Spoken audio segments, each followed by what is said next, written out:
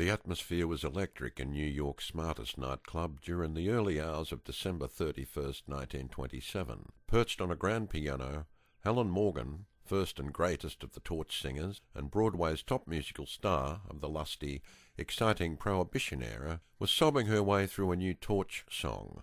Suddenly there was a sharp cry from the nightclub's door. Helen Morgan stopped singing and clutched at her throat in dismay.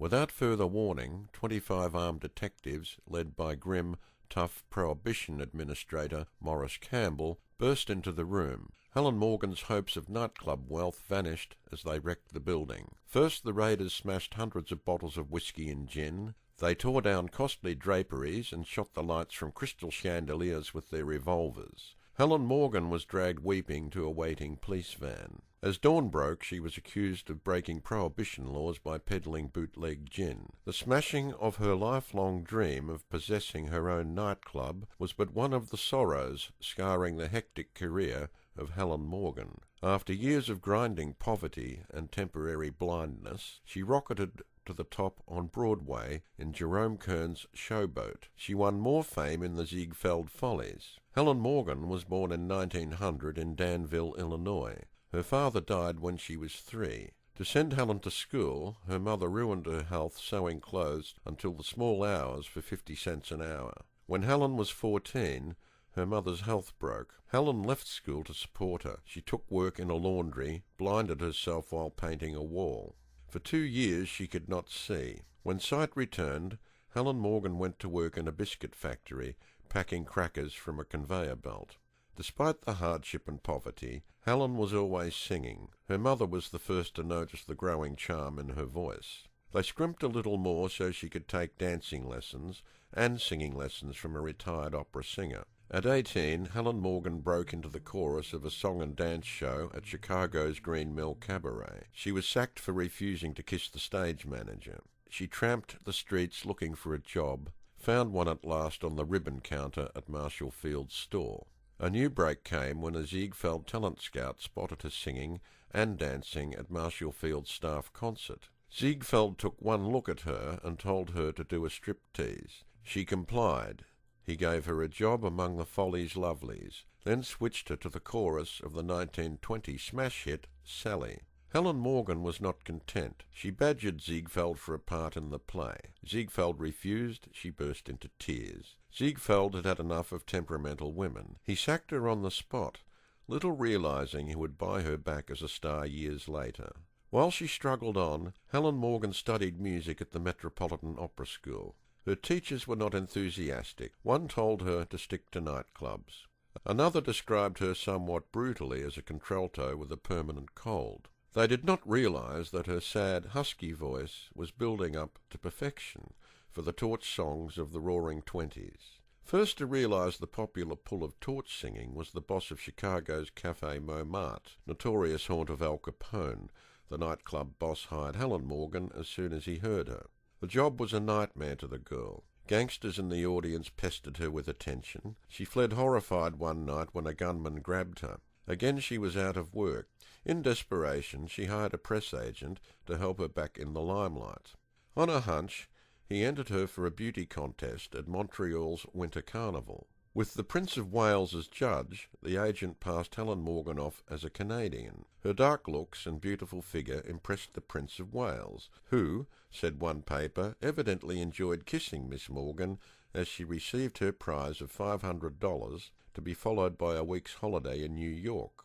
Named Miss Mount Royal, Helen Morgan was whisked to New York to meet Miss New York. Mary Helen introduced the town beauties to the great city in a famous ticker-tape drive. That night Helen Morgan was taken to the Ziegfeld Follies to meet Ziegfeld. He had forgotten the chorus girl he sacked for wanting to be a star and was still not impressed by her. It was left to Billy Rose, the great showman of Diamond Horseshoe fame, to hire Helen Morgan for his backstage club. Tiny at 5'3", with a voice that did not carry across the crowded room, great short story writer Ring Lardner saw her plight and lifted her onto the piano. The audience suddenly became subdued. They stared at the small but pretty girl twisting a handkerchief and singing Why Was I Born. Unanimously they hailed her as a new star. George White, whose scandals of 1923 shocked and delighted New York, hired Helen Morgan and the piano for a solo appearance. By 1925 she was understudy to Helen Hudson, top star of the Scandals. On the night the 1925 version opened, Helen Hudson collapsed just before she was due to go on stage. In minutes, Helen Morgan took over the part, dazzling the audience with her brilliant singing and dancing. George White's Scandals enthroned Helen Morgan on Broadway. Soon she was earning $100,000 a year. By 1926, she had her own nightclub and was appearing in 2 theatres each night. 3 performances a night took all her energy. She had little time for romance. Gossip, however, linked her with George White and Billy Rose, who were reported fighting for her favours. For a time, Helen Morgan worked till dawn, singing her famous songs at the Helen Morgan Club. Trouble, however, was ahead. In January 1927, the 3 o'clock closing law was introduced. Prohibition, forbidding the sale of spirits in nightclubs, clamped down further on her business. Meanwhile, the great Ziegfeld had been to see Helen Morgan night after night, still not realising she was the little chorus girl he sacked 5 years earlier. Finally, he hired her for the key role of Julie, quadroon second star of Showboat, Jerome Kern's great musical play. She brought down the house with Can't Help Lovin' That Man, and many were in tears when she sang My Bill. Showboat was Helen Morgan's triumph. Triumph ran parallel with tragedy. On December 31st, 1927, 4 days after Showboat opened, detectives raided and smashed the Helen Morgan nightclub. Helen Morgan was dragged to the police department. Her lawyers rushed to her aid, demanding to see a warrant for breaking up the club. No warrant was issued. The lawyers sued the government for $75,000 damages and won.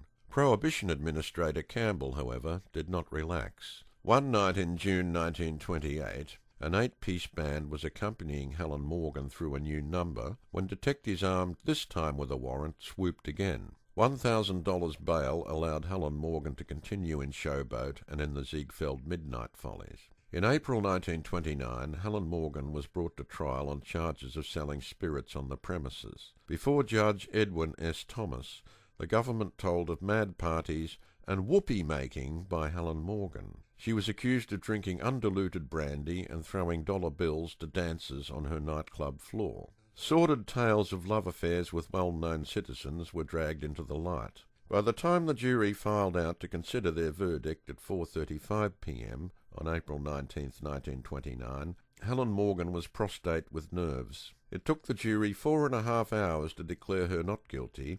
When she heard the verdict, she burst into tears. Campbell, however, was determined to kill the Helen Morgan Club. At last he secured a padlock injunction, which meant the end of the club. Helen Morgan tried to forget her ordeal by working as never before on her new role in Ziegfeld's Sweet Adeline. Despite this, the show flopped. In 1931, she made a partial comeback singing Noel Coward's songs in the Ziegfeld Follies. Without her club, however, Helen Morgan was lost. Nightclub life was in her blood. She was happy to grab an offer of a long-term Hollywood contract in 1931. She made a big hit in the motion picture Applause, glorifying the American girl, and 2 remakes of Showboat. She thought she had found happiness when on May 15, 1933, she married the attorney Morris Mashka, who had helped her through the legal tangles of the club. Mashka, however, thought only of his law practice. Restless and unhappy, Helen Morgan wandered to Europe giving recitals of her favourite songs. On June 30th, 1934, she and Mashke were divorced. From then on, Helen Morgan began to drink. She became known as the Brandy for Breakfast Babe.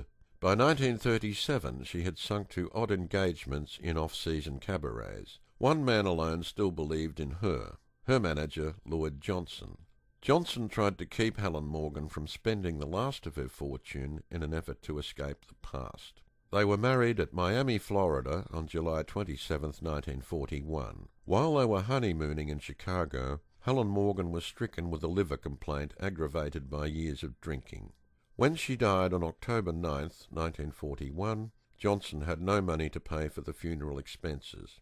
Their last penny had gone on the doctor's bills. Charity paid for Helen Morgan's funeral. Mourning her at the service were 600 loyal fans, the mayor of Chicago, Sophie Tucker, and the Andrews sisters. Many wept for the tragic star who had sung her way into the hearts of millions and had known so little happiness herself.